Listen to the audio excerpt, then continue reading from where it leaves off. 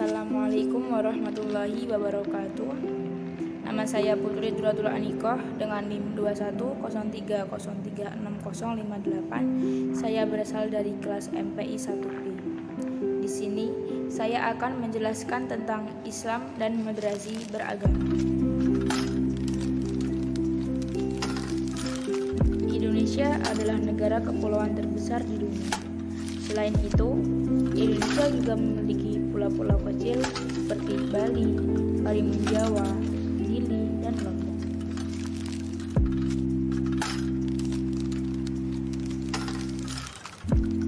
Lombok yang merupakan tujuan wisata lokal maupun internasional. Indonesia juga memiliki kemajemukan dalam kehidupan beragama. Sebagian besar penduduk Indonesia memeluk agama Islam. Kurang dari 10% masyarakat Indonesia terbagi dalam beberapa kelompok agama, seperti Katolik Roma, Kristen, Hindu, dan Buddha. Toleransi antar umat beragama di Indonesia banyak terdapat agama, maka sangatlah penting toleransi antar umat beragama di negara Indonesia ini lantaran banyak ras, suku, budaya, dan agama.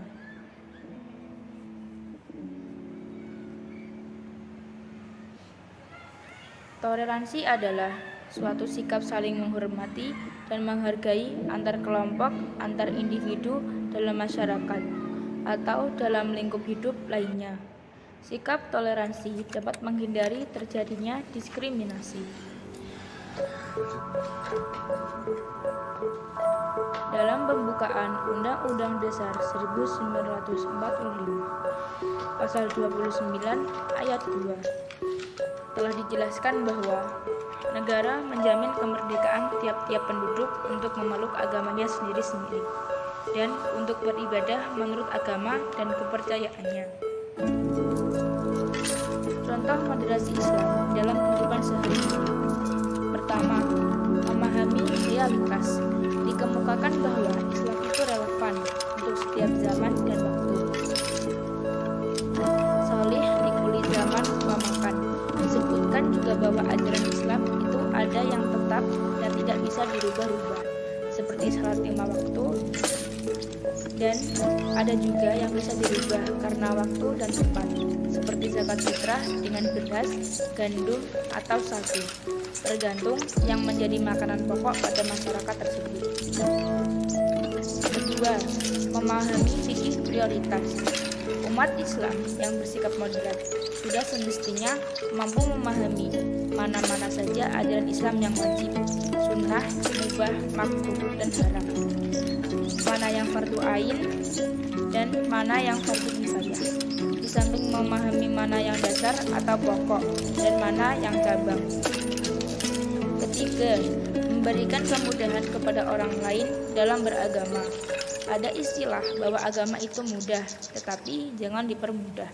Pada saat mengutus Mu'adz bin Jamal dan Abu Musa al-Asy'ari ke Yaman untuk berdakwah, Nabi Muhammad SAW berpesan agar keduanya memberikan kemudahan dan tidak mempersulit masyarakat setempat.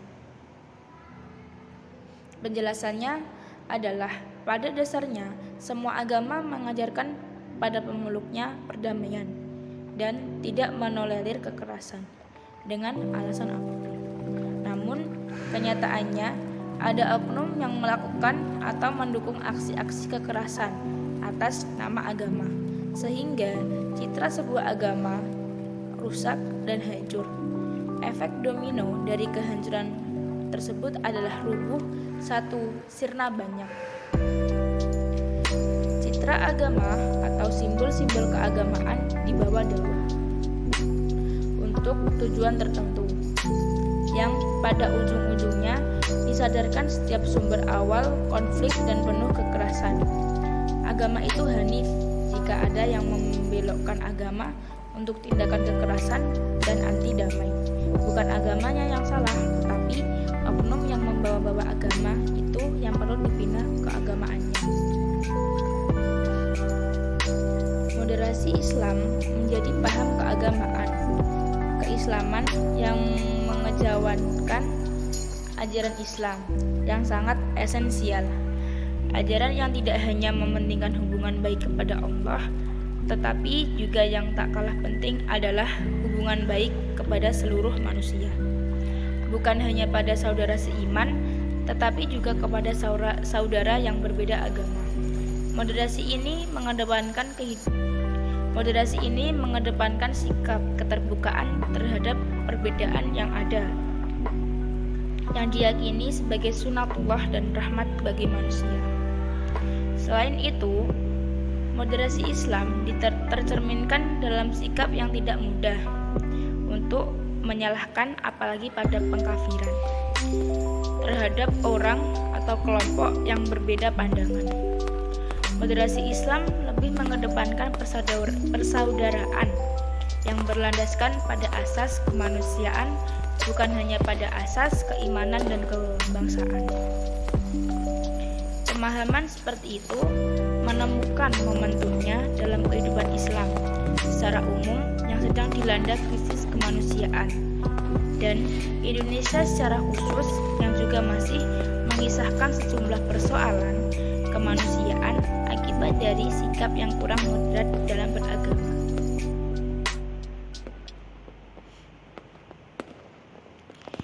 Jadi, di sini kesimpulannya adalah bahwa Islam dengan ajarannya sangat menganjurkan adanya kerukunan dan kedamaian dimanapun dan kapanpun rukun, dan damai adalah wujud esensi dari moderasi beragama atau merupakan esensi dari ajaran Islam sendiri.